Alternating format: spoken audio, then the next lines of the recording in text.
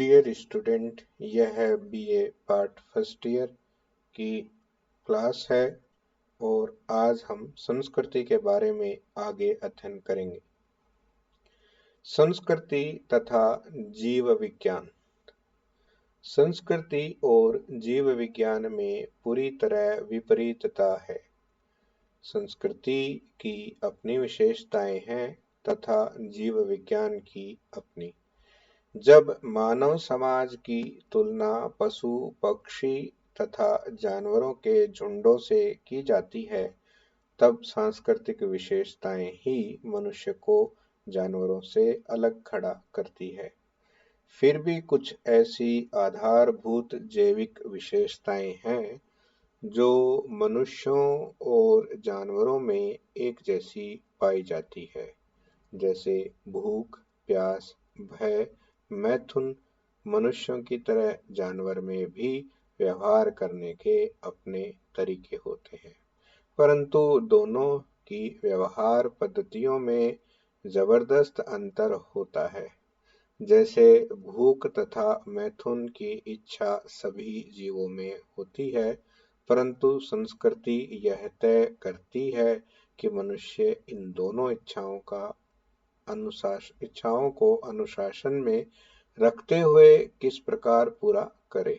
यही अनुशासन मनुष्य की संस्कृति है, जो उसे एक प्रकार की गरिमा एवं सौंदर्य प्रदान करती है।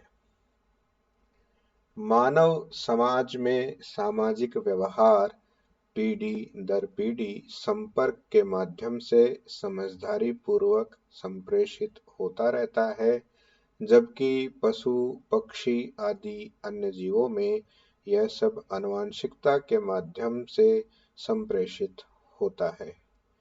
पशु पक्षी आदि जीव प्राकृतिक प्रवृत्तियों से जीवन जीते हैं। वे मनुष्य की तरह व्यवहार नहीं सीख सकते। पशु पक्षी आदि जीव प्राय कुछ सार्थक ध्वनियों के माध्यम से अपना संदेश एक दूसरे तक पहुंचाते हैं। वे भाषा को जन्म नहीं दे सकते, जबकि मनुष्य समाज ने अनेक भाषाओं को जन्म दिया है।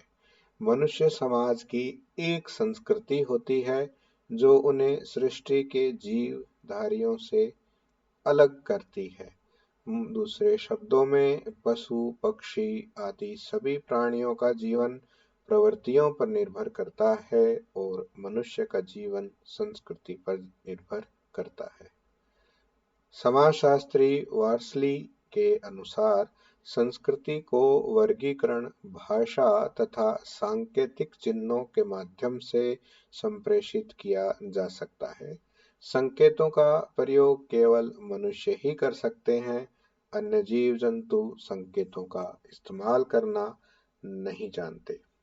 सांकेतिक भाषा संस्कृति को विशेष रूप से संपन्न एवं सक्षम बनाती है।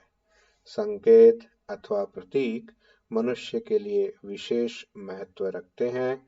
किसी वस्तु विशेष का मूल्य प्रतीक के कारण मनुष्य के लिए विशेष हो जाता है। जैसे राष्ट्रीय ध्वज यद्यपि कपड़े का बना होता है, लेकिन किसी देश के लोगों के लिए वह कपड़े का टुकड़ा मात्र नहीं होता, वह उनकी राष्ट्रीयता का प्रतीक होता है। इसी प्रकार ईसाइयों के लिए क्रॉस एक चिन्ह मात्र नहीं है, वह निर्वाण का प्रतीक है। देखिए, संस्कृति जो है वो मनुष्य को जानवरों से अलग करती है। जानवरों में मूल प्रवृत्तियां जन्म से होती है, जो उन्हें आनुवंशिकता के माध्यम से अपने पूर्वजों से प्राप्त होती है, जिन्हें वे अपने व्यवहार में प्रकट करते हैं। मनुष्य में भी कुछ मूल प्रवृत्तियां जैविक रूप से आनुवंशिकता के माध्यम से आती है, परंतु मनुष्य के जीवन में इन मूल प्रवृत्तियों को पूर्ण करने के जो तौर तरीके होते हैं, वो उस मनुष्य के संस्कृति द्वारा बताए गए तौर तरीकों द्वारा निर्धारित की जाते हैं। जीव जंतु भाषा का निर्माण नहीं कर सकते, यद्यपि वे साउंड या वॉइस क्रिएट कर सकते हैं, लेकिन वे चिन्हों, प्रतीकों, चित्रों, संकेतों का इस्तेमाल नहीं कर सकते। उनके मध्य संप्रेषण या आपसी कम्युनिकेशन बहुत ही सीमित तरह का हो सकता है। इसलिए ये कहना भी ठीक है कि संस्कृति मनुष्य को पशु जगत से पृथक करती है। आज के लिए इतना ही। धन्यवाद।